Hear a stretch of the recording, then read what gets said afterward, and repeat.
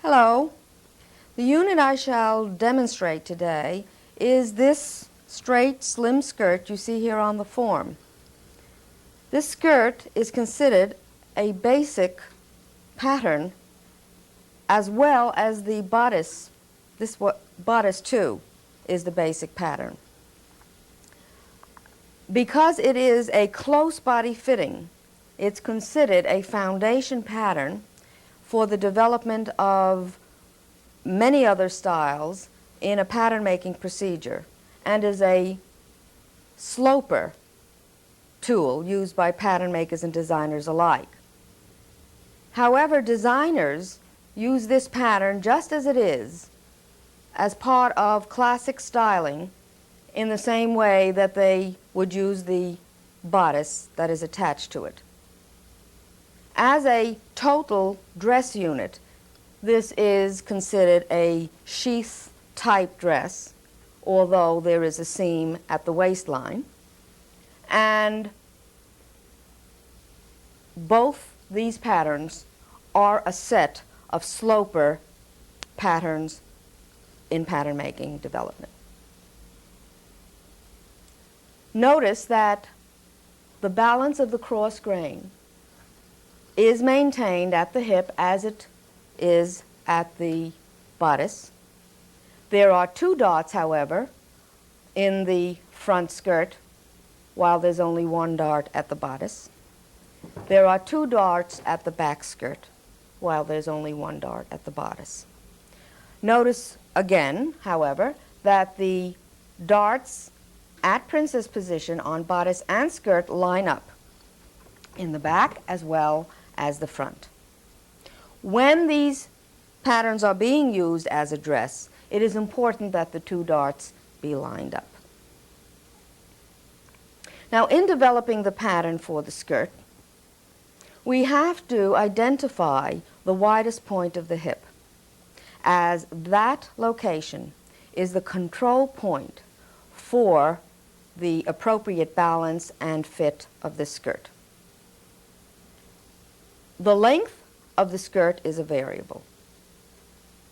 Okay, let's go to the body.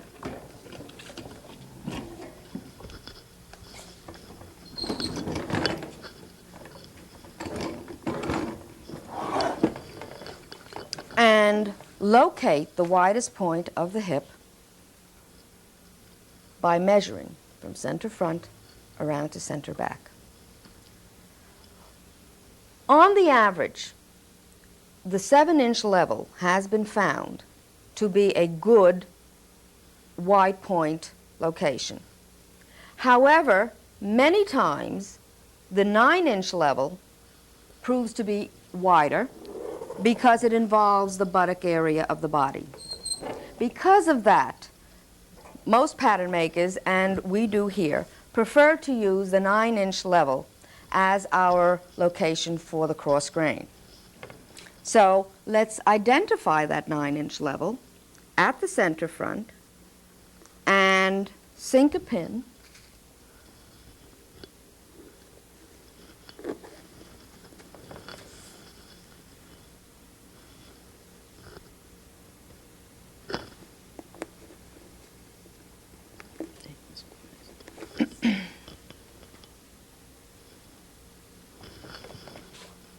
at that 9-inch level. Starting at center front, measure around the body to center back. That measures out at about 18.5. But we want to be able to measure at a point that is parallel to the floor. And so when we drape, we know exactly where to place the muslin. One of the ways to help you determine that is to measure from one of the ribs up at front and continue to measure at intervals from that same cross rib all the way around the body. Another way to do it is to bring the figure down to the level of the table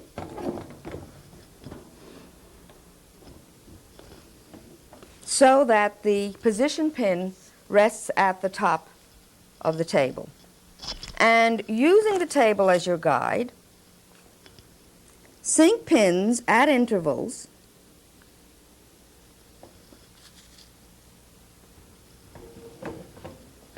to help you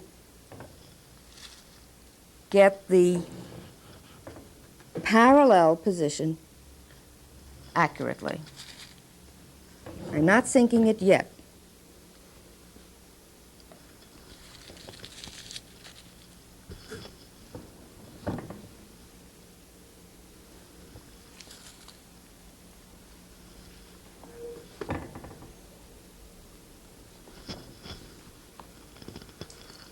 I think I lost one. Yes, I lost one.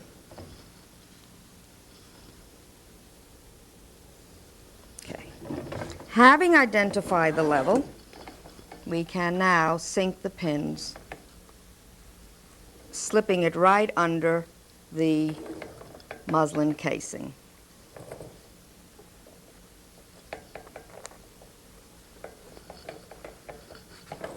At this point, you can then add black tape at the levels of the pins to define your widest point area a little more. For the purpose of this demonstration, however, we will just use those pins as a guide as is. Having identified this hip level, we want to now measure out the block of muslin that you need for your draping. And for one moment, I return to the original figure to make note of the fact that this skirt has a front and a back separated with a seam at the side. Some skirts can be developed with no seam and all in one. We will develop a two-section pattern. However, for our initial muslin blocking, we will measure out the complete block all in one. We will want to measure the body for length and for cross. For length, we will use a determined length. The length of the skirt will vary based on season, style variations, and also the particular person, if you're doing custom dressmaking, for the particular person that you may be developing the garment for. However, let's use the length of skirt at 30 inches for a hypothetical numeral, and we will then add 2 inches for work above the waist and 2 inches for the hem below the finished hem level. The hem of a straight skirt on the average is about 2 inches. It'll vary, sometimes 1.5 inches. And so we now have 32 and 2 more below the hem is 34 lengthwise. For the width, measure center front all the way to center back. This measures out at 18.5, and add 5 inches to that for an overall round number of work muslin. This includes margin, seam allowance, margin, and ease as well. Having blocked out your muslin for length and width, we will now press in to check balance of grains. Once your muslin is blocked, you're ready to mark.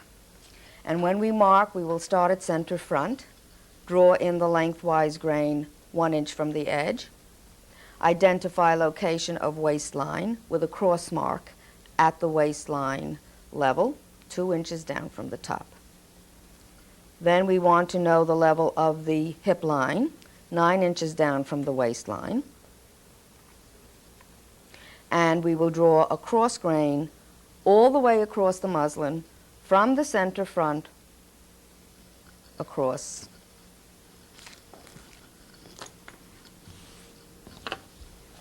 Draw in the lengthwise grain, 1 inch from the edge.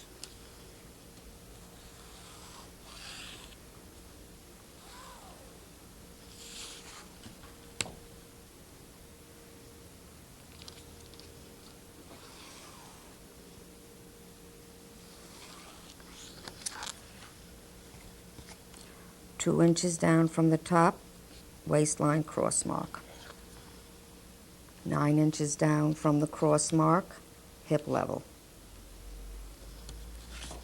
Come back to the very top to give you the measure of your hip level from the top edge of the muslin. And make small notations across the muslin to help you draw the cross grain accurately.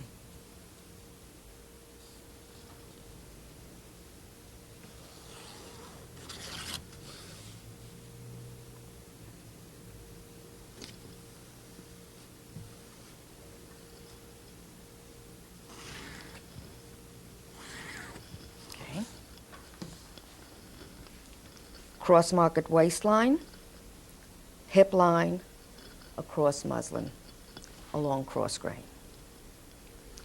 Now we would also like to know where the side seam is, because ultimately we will separate the back from the front from this total block.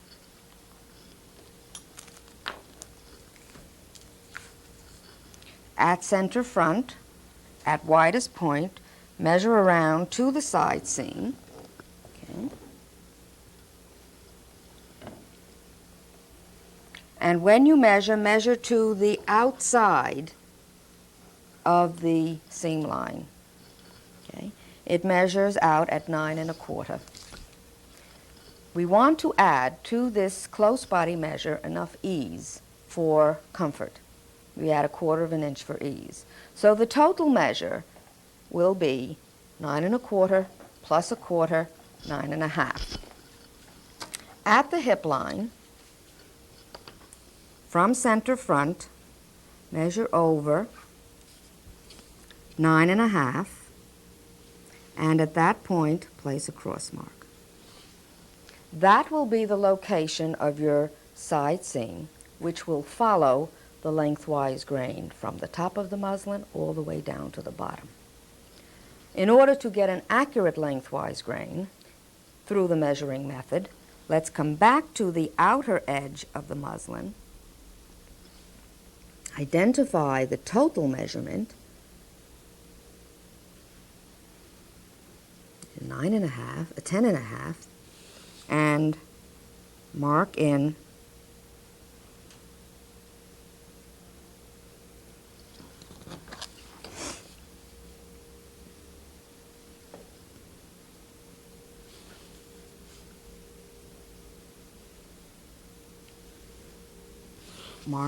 your lengthwise grain.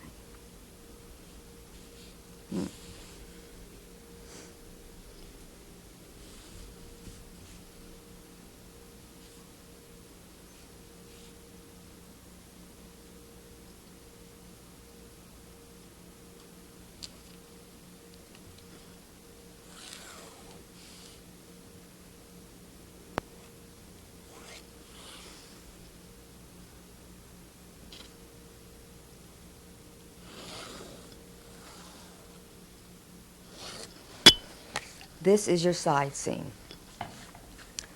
There is another location we would like to draw for help in draping in balance, and that is to measure from the side seam that you just drew back towards the center 2 inches along the cross grain.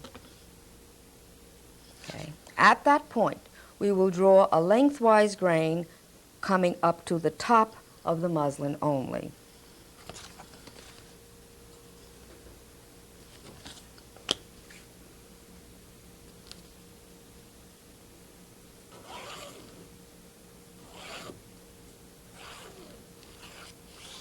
Okay. The preliminary marking of the front skirt has been completed. Now we are going to add 1 inch beyond the side seam for seam allowance, and then we will cut away and separate the front from the rest of the muslin.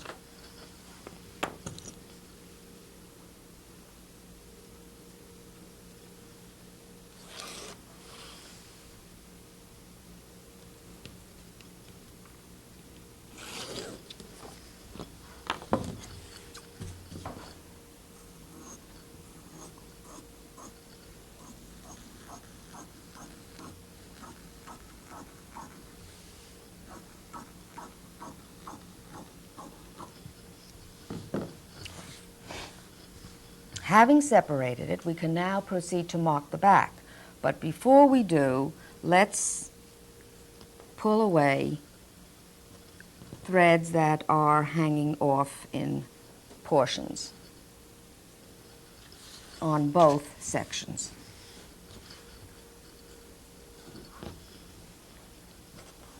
In that way, when you start measuring at this cut edge, you will have an accurate, continuous lengthwise grain.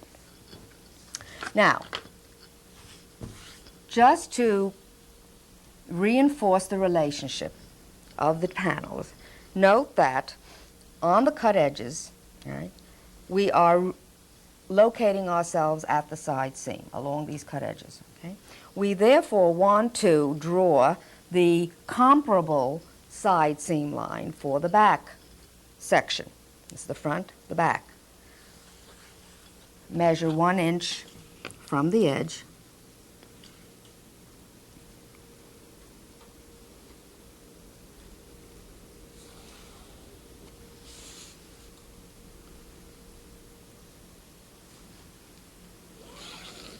Draw along the lengthwise grain, and you have now drawn in the equivalent side seam on the back section. Additionally, we would like to draw in a guideline on the back in the upper portion of the hip, 2 inches from the side seam. In this case, moving towards the center back from the side seam.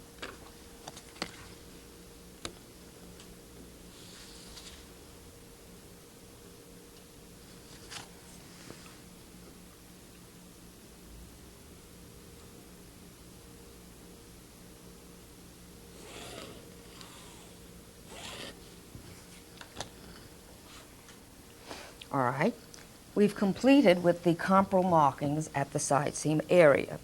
The last, but certainly not the least, notation is the center back seam location.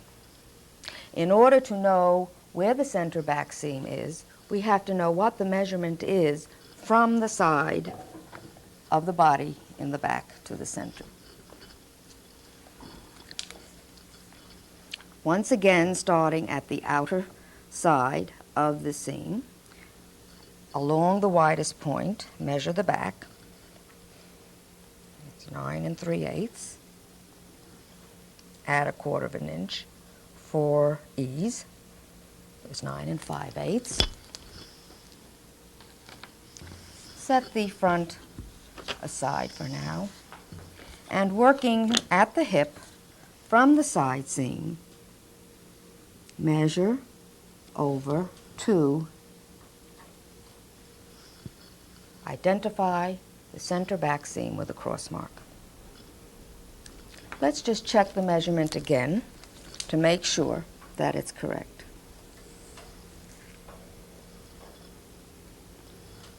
Okay, 9 5/8. Okay? Once we know exactly where it is, we want to draw the grain line all the way along the lengthwise grain. Since this cross mark is closer to the lengthwise grain at the opposite end, we can use that location as a guide for our measuring notations.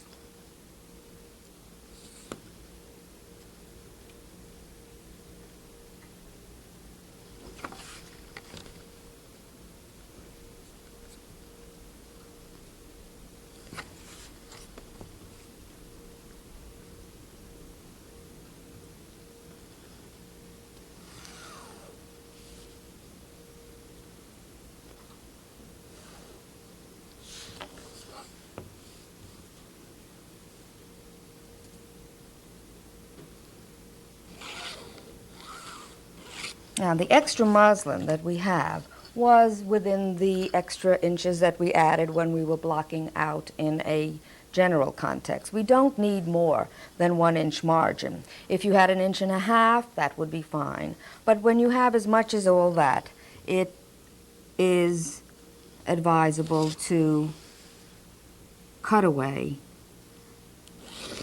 the extra.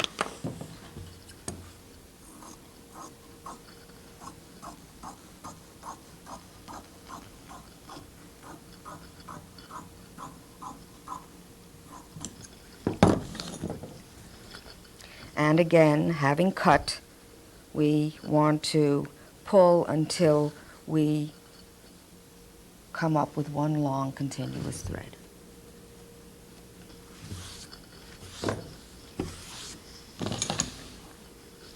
At this point, we have now completed the marking of the front and the back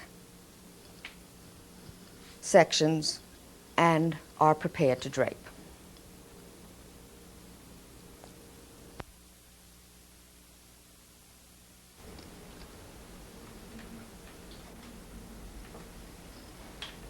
Am I in?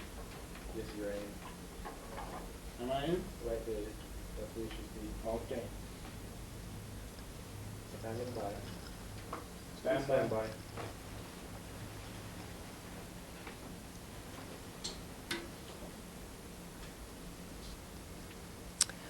We are now ready to drape the skirt. Put the back panel aside for now. And we'll drape the front.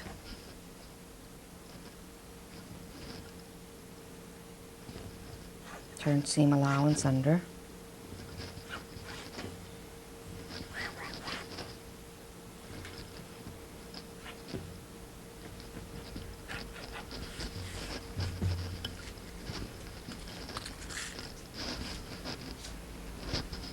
Begin at the waistline and secure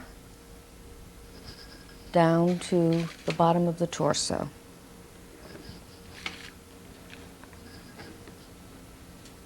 Pin at lower hip,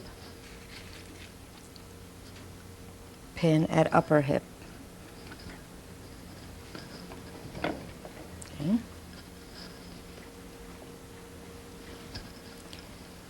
At this point, we set the foundation of the skirt, which is at the hip level and entails bringing the cross grain into balance parallel to the floor.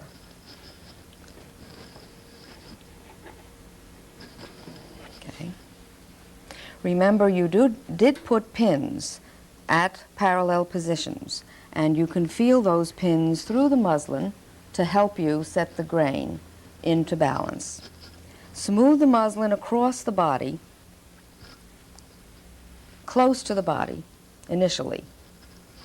When the grain is in balance, the cross grain parallel to the floor and the length grain perpendicular to the floor, you can then shift the side seam grain line into position so that it touches the side seam of the figure.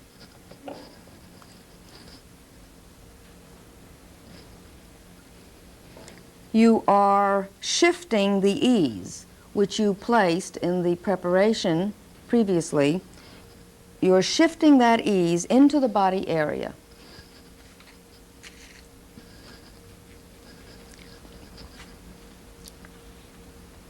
Having done so, secure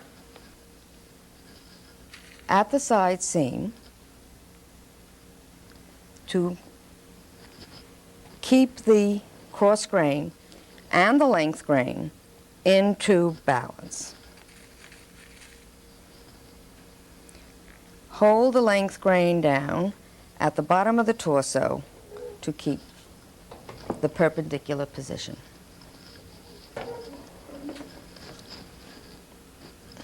Okay. The ease being distributed at this point is not secured appropriately for further draping. We don't want it shifted out of place. At this point, distribute the ease and secure at intervals around the body at hip level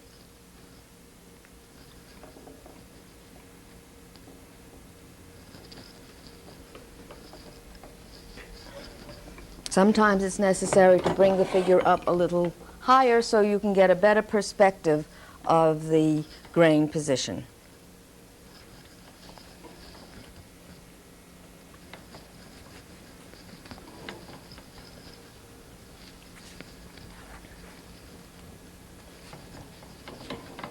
Okay. Once placing into position, place a double row of pins. No, this is shifting out. It's dropping. When you get this bubble, it means the grain is dropping at center.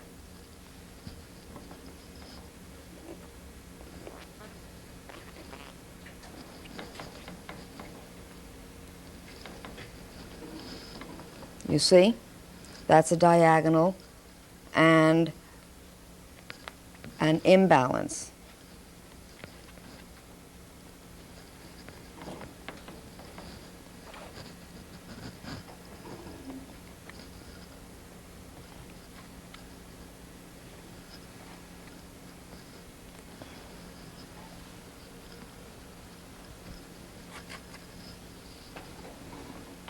Okay.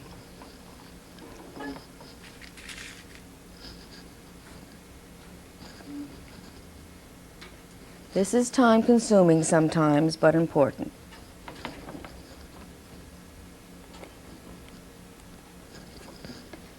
Okay. Having secured the cross and the length, you've completed the draping of the lower skirt. Now we will turn to the upper skirt. Starting at the grain line, 2 inches from the side seam at hip level, bring that grain line up, straight up over the hip. In order to do that, you have to lower the figure once more.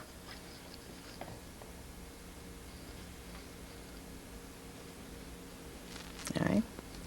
When in position, pick up a pinch at the waistline tape and then secure to the body.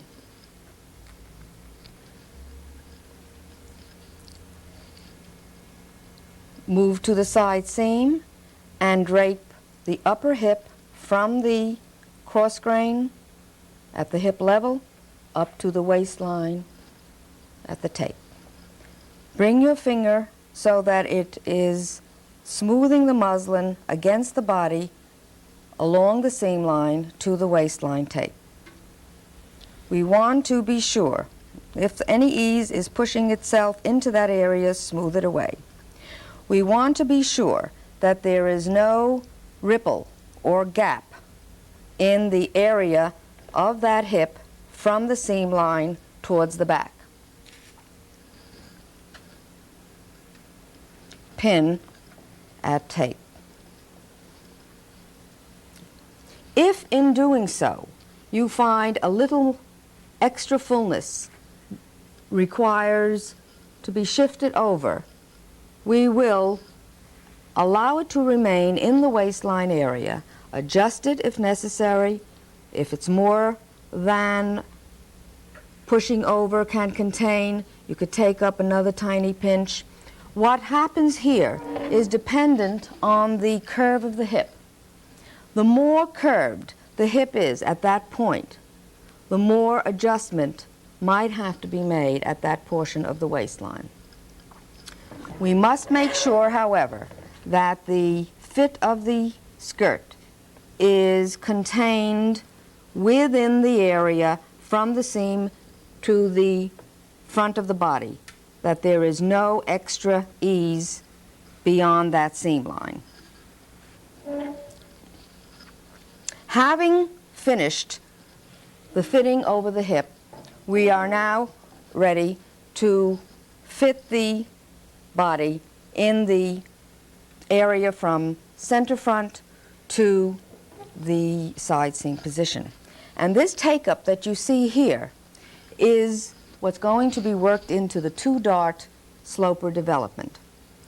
Rather than taking it up all in one area, we want to divide the pickup so that part of it will fall within the princess line area and part of it will fall halfway between the princess line and the side seam.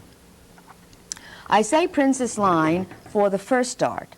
However, that may be variable depending on whether this skirt will be attached to the bodice or not. If the skirt is attached to the bodice, the position of that first dart will be at the same point as the waist dart on the bodice. I have the bodice here, and if we are to work this skirt to match the bodice, we want to know what the distance is. The distance on this bodice is 2 3/4.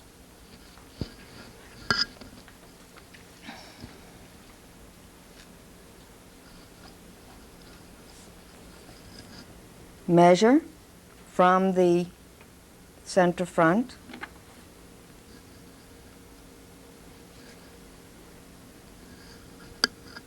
to 2 3/4 point and mark it and leave the pin there to act as a position location.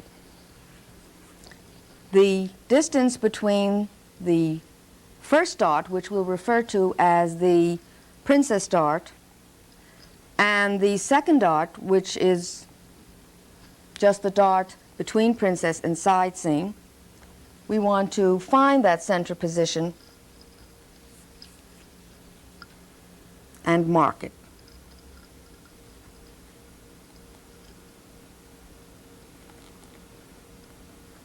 Okay. We can divide the 3 7/8 measurement in half numerically, arithmetically. However, we can also do it by folding the tape in half and using the fold point as the midpoint. That's a mechanical way of achieving the same thing. Place the pin and then mark it.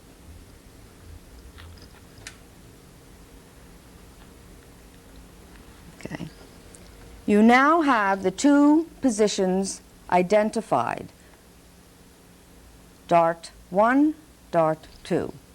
And at this point now, we want to hold the total pickup up in between the two pins and separate and divide the pickup so that part of it will go towards the first position pin at princess and part of it will go towards the second position pin at midpoint of side panel.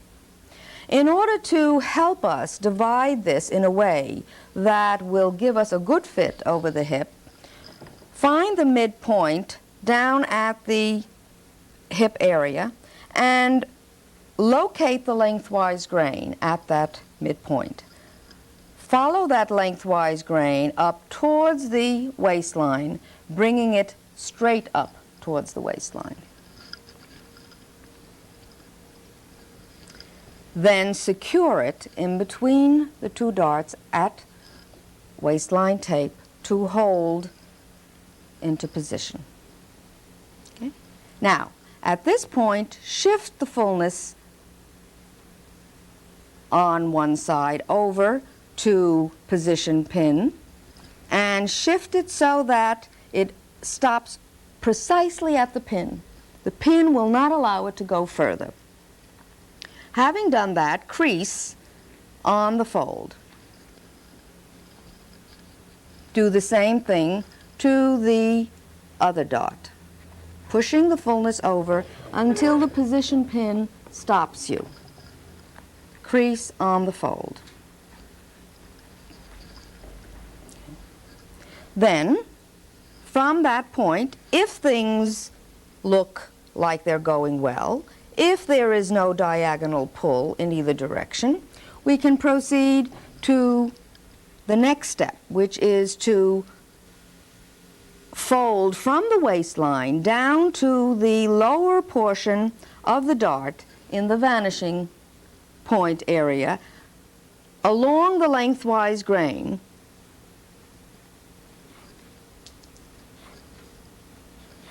I lost the pin. Okay. Put another one in there. Okay. This procedure is a second checkpoint. Once having creased along the grain down towards the vanishing point of the dart. We then have a better way of checking the accuracy of how much pickup deserves to be in one position as against another. For instance, if this division were not appropriate to the shape of the figure, if you had placed perhaps more into that area, you would find diagonal strains. If you did the same thing in the other direction, you will find diagonal strains. Now you'll find that quickly. Sometimes it's not quite so apparent, and the creasing procedure is a second checkpoint procedure. Okay. Once having achieved this point, we now want to pin through to hold the pickup with the one position pin.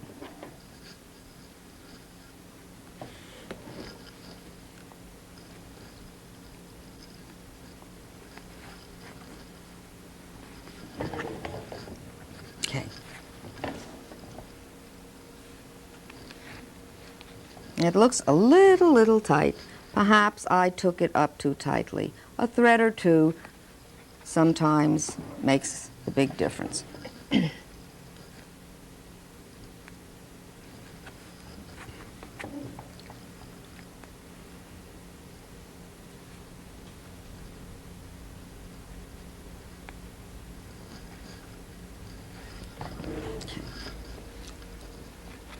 If there's any adjustment, can be made right on the form. Okay. Now you'll notice that the amount of pickup on this dart near the princess line is smaller than the amount of pickup in the dart in between princess and side seam. Okay?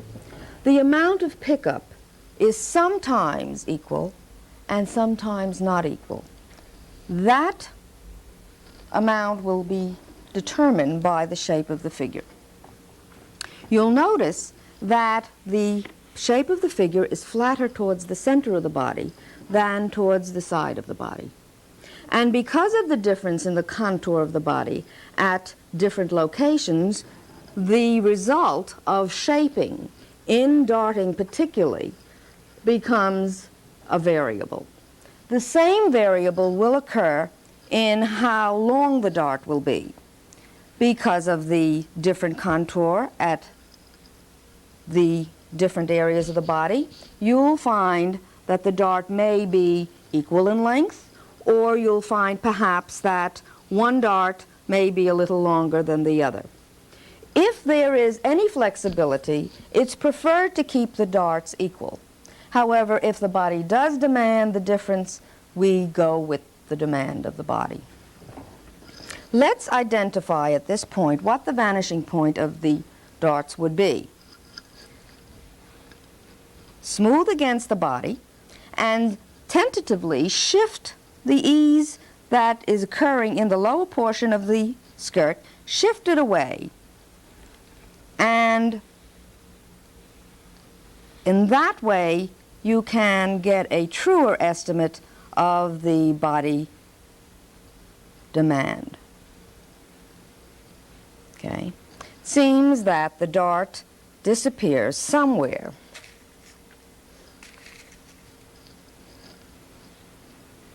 around here.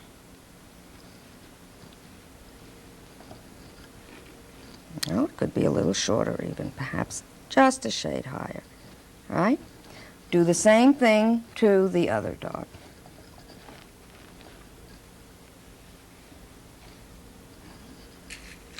Okay. It seems that the two darts could be of equal length. The pickup is not, but the length could be so.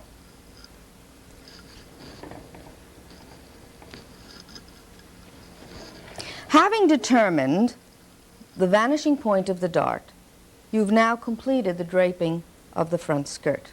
and we're ready for marking. The marking starts at the hip line and works up towards the waistline and across to center. From the hip line down, there is no additional marking. We've already done that on the table. It follows the lengthwise grain. From the hip line up, we will mark along the outer edge of the hip seam. Cross mark at waistline side seam intersect. Dot along tape to dart, cross mark each side of the dart. Be sure to mark right on the pin. Cross mark, dot in between darts, come to the next and cross mark each side of the dart. Dot halfway to center and then cross mark center, but in this case the cross mark has previously been determined.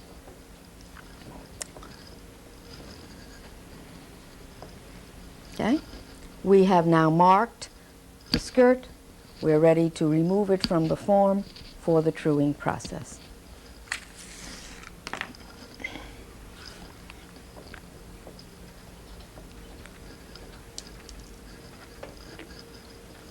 Remove all pins except the dart pins. Lay the skirt on the table.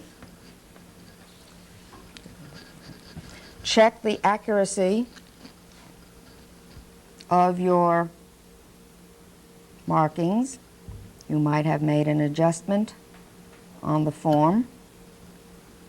You might have more than one mark. Make sure that you identify the final mark.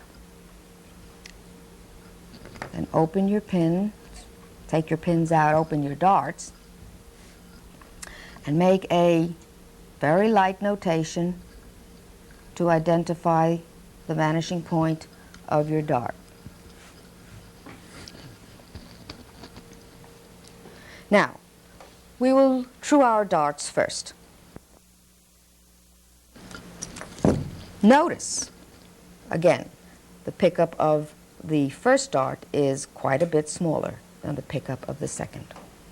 We want to find the center of each dart at the waistline level so that we may draw a lengthwise grain down to meet the vanishing point and develop a symmetrical dart.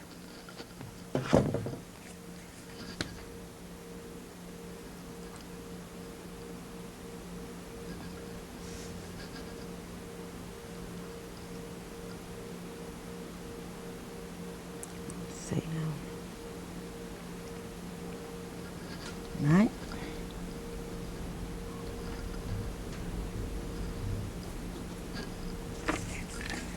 Once having found the center of the darts, come back to the outer edge and use it as a guide to identify lengthwise grain.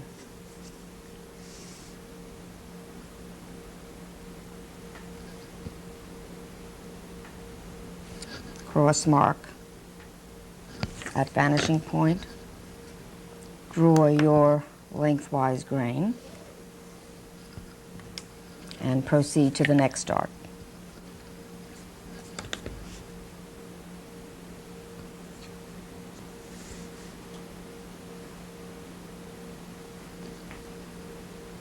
Okay, we are making each dot at the same level. Find the cross grain, follow over from one to the other, cross mark at vanishing point, and draw the grain line. Having found the grain line, we're now ready to draw the dart on either side. The darts in the front are short, and the reason they are short is because the body curves according to the hip bone. The hip bone is somewhere around 4 inches, 3.5 to 4 inches from the waistline. That's an average measurement. We're not using measurements here. It's just a guide for you. Based on the contour of the body and looking at the silhouette of the body, you can see that the dart really should be curved to accommodate the curve. The dart should be curved to accommodate the contour of the body. So what we do is we use the straighter part of the French curve, starting at the tip, using the tip and placing it at the vanishing point of the dart. We draw in each side of our dart. Just to give you some inkling of the relationship of the curve to the body, you see, you can see the curve of this French curve does have a direct relationship to the curve of the body at this point.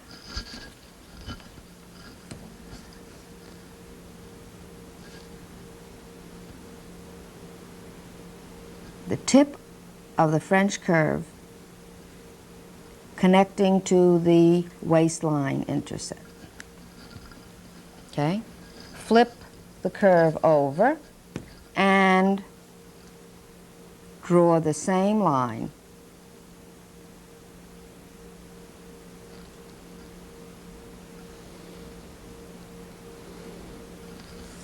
to complete your dart. The same thing on the other dart.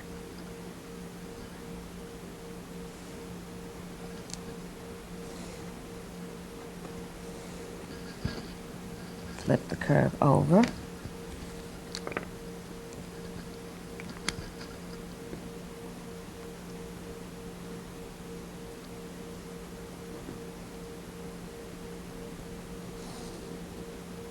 And draw the other side. We've now trued the 2 darts, and it's completed. The last thing we want to true is the side seam from the hip up. Now, if you take a close look at the dots that have been noted to reflect the seam line, you'll see that the dots sort of dip in at one point of the hip. But in truth, the hip does not necessarily dip in. The hip curves gradually in a smooth, continuous line. So these dots should be used as a guide for general direction.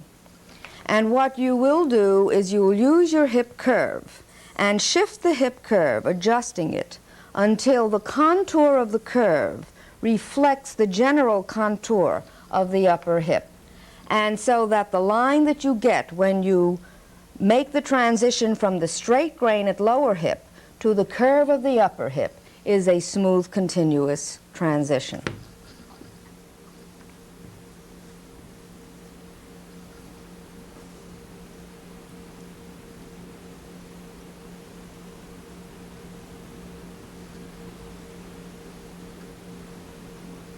In doing this, you'll find at times that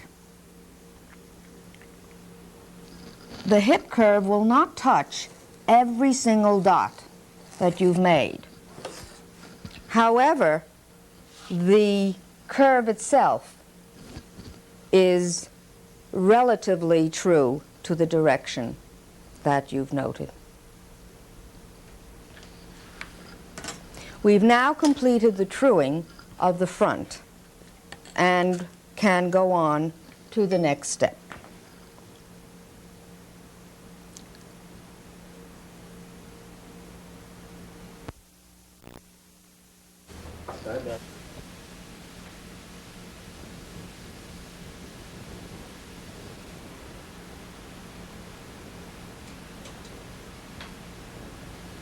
To prepare the back for draping, we will trace off the side seam that you've trued on the front section onto the equivalent position of the side panel.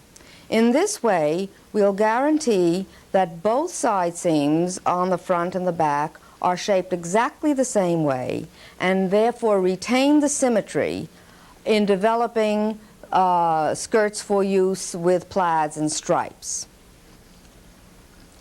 Bring your panels together with the side edges parallel to each other. Then pick them up and pin them together, lining up the length and the cross to each other in this manner.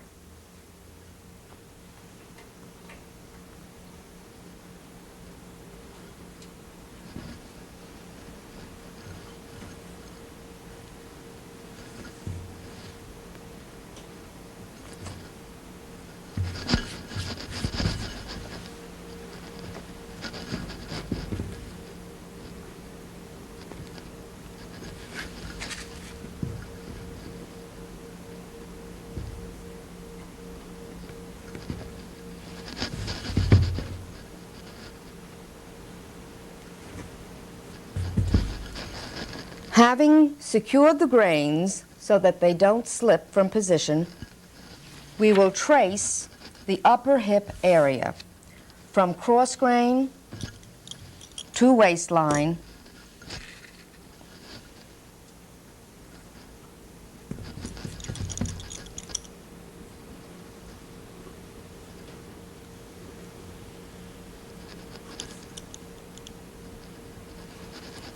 cross mark at waistline. We've now duplicated the shape of the front side panel onto the back side panel and developed the back side seam completely. While it's still pinned, mark off the 1-inch seam allowance from the hip line up to the waistline, following the contour of the new side seam, and trim away the excess muslin.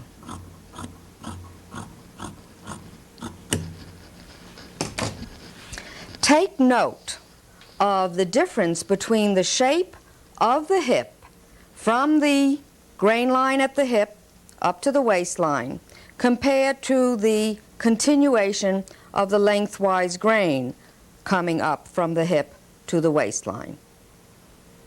The side seam moves away from the lengthwise grain from the hip as you move to the waistline.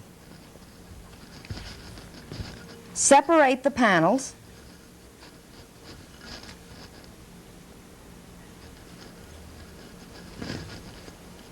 Lay them side by side.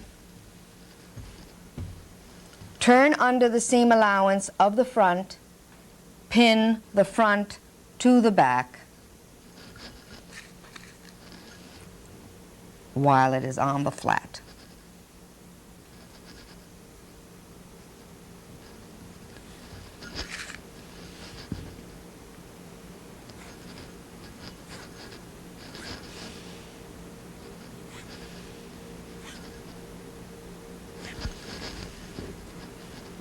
When pinning along straight, like the lower portion of the skirt is, you may pin at wider intervals.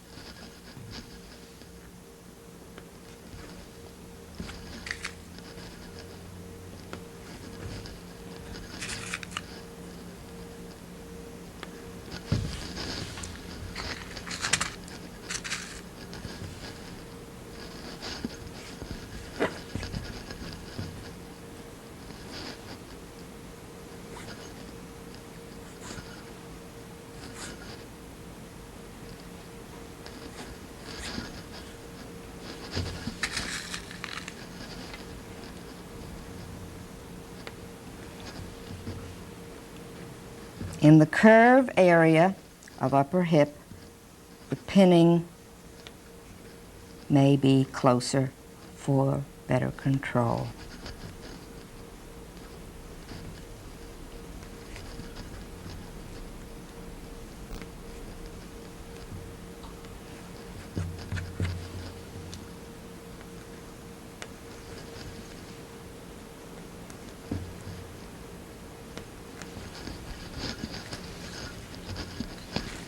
Once having pinned the back to the front at the side seam, we are now ready to continue draping, placing the